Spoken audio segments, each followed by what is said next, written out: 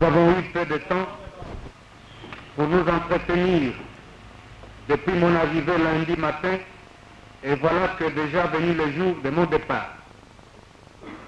Mais comme à lire vos journaux, je vois l'intérêt que vous portez au Congo.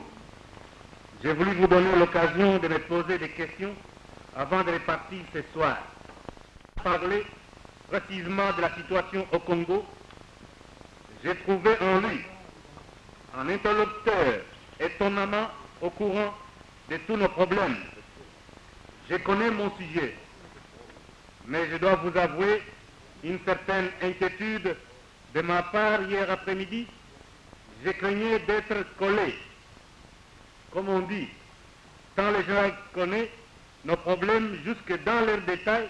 Nous avons parlé du Congo et nous avons parlé de l'Afrique, de son évolution et de son avenir.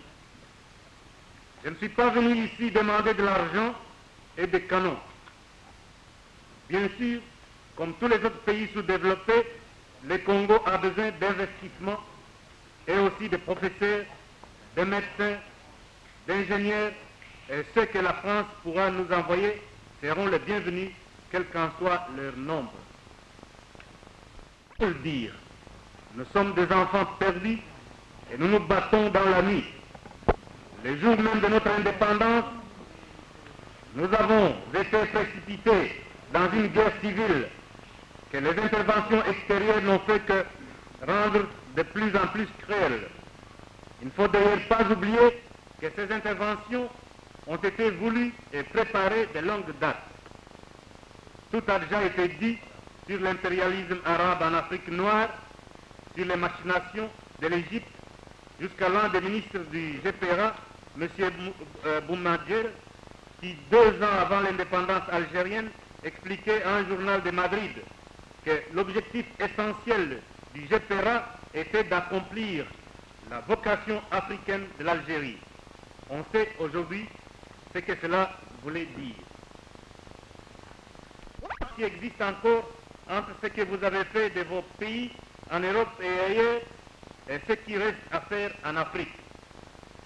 Je mesure cette distance, mais je garde l'espoir de nous voir sortir de la nuit. Cet espoir est-il insensé? Vers quoi allons-nous? Quel peut être l'avenir de l'Afrique? Voilà ce que je suis venu demander au général de Gaulle, le plus grand homme d'État vivant et aussi le plus grand africain.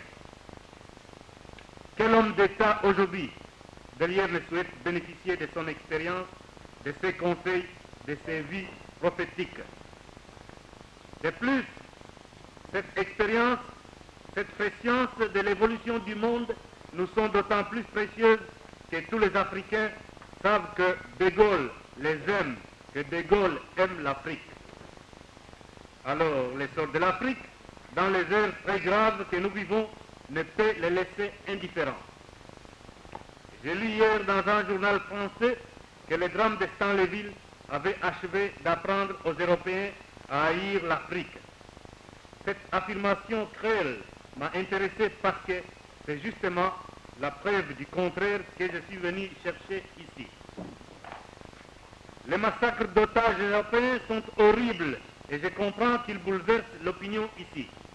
Mais il ne faut pas pour autant passer sous silence les hécatombes de malheureux Congolais dont les rebelles se rendent tous les jours coupables et que l'on ne me pose pas les cruautés de la répression. Elles sont inhérentes à la guerre civile et elles me désespèrent les premières, mais elles sont sans commune mesure avec les massacres qui ont eu lieu dans plusieurs endroits ces dernières semaines. On hésite à donner des détails. Je ne vais pas donner à l'opinion l'occasion de nous haïr plus encore. Les Nations Unies, la Belgique, les États-Unis apportent chacune leur participation à l'effort du peuple congolais pour sortir de l'anarchie. Nous n'avons aucune intention d'éliminer qui que ce soit. Notre objectif unique, c'est de sortir notre pays de l'anarchie.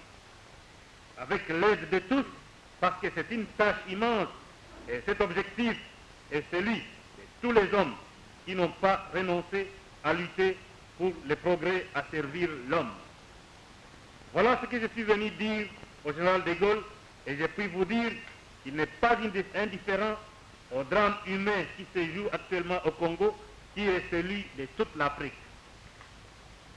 Quant à la situation au Congo, si l'on se rappelle celle que j'ai trouvée à mon retour, on ne peut nier que l'un après l'autre, les foyers d'anarchie ont disparu et qu'aujourd'hui la rébellion n'a plus de capitale et que ses chefs se sont enfouis à l'étranger. Dès mon retour à Léopoldville, j'ai fait tout ce qu'il était possible de faire pour réconcilier les différentes tendances congolaises. La plupart ont répondu à mon appel. Une minorité d'ambitieux manipulés de l'extérieur ont préféré tourner le dos à la légalité en maintenant la terreur et l'anarchie dans une partie du territoire. Dans l'intérêt même du peuple congolais, je suis dans l'obligation de prendre toutes les mesures pour mettre fin à leur folie sanguinaire. Au mois de juillet, la presse écrivait en Europe et ailleurs que le pouvoir central ne contrôlait que 3 villes du Congo. Aujourd'hui, la situation est renversée. Il s'agit maintenant de réconforter les populations libérées, de les rassurer sur leur avenir, enfin de reconstruire tout ce que la rébellion avait détruit. Cela demande du temps, mais avec l'aide de tous nos compatriotes, je ne désespère pas de voir bientôt se réaliser notre espérance d'un Congo enfin libre et heureux. Vous savez que la France a déjà fait beaucoup dans le domaine de la coopération. Nous avons les équipes françaises qui s'occupent de notre service d'information. Nous avons capturé beaucoup d'armes de la fabrication chinoise. Nous avons capturé des munitions, des fusils mitrailleuses. Donc c'est une preuve tangible que ce sont les Chinois qui sont derrière. Monsieur le Président, je vais vous parler à... Vous savez, comme je viens de le dire, que nous avons pris toutes les dispositions.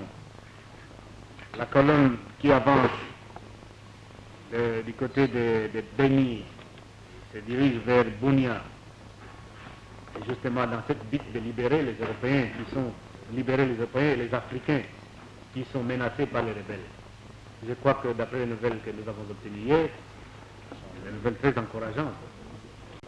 Avez-vous l'intention de vous rendre à Ouagadougou? Je compte d'abord retourner chez moi, parce que c'est le moment pour un chef du gouvernement d'être présent et suivre les opérations. Après, lorsque la situation s'améliorera, j'irai à New York assister à l'Assemblée générale des Nations Unies.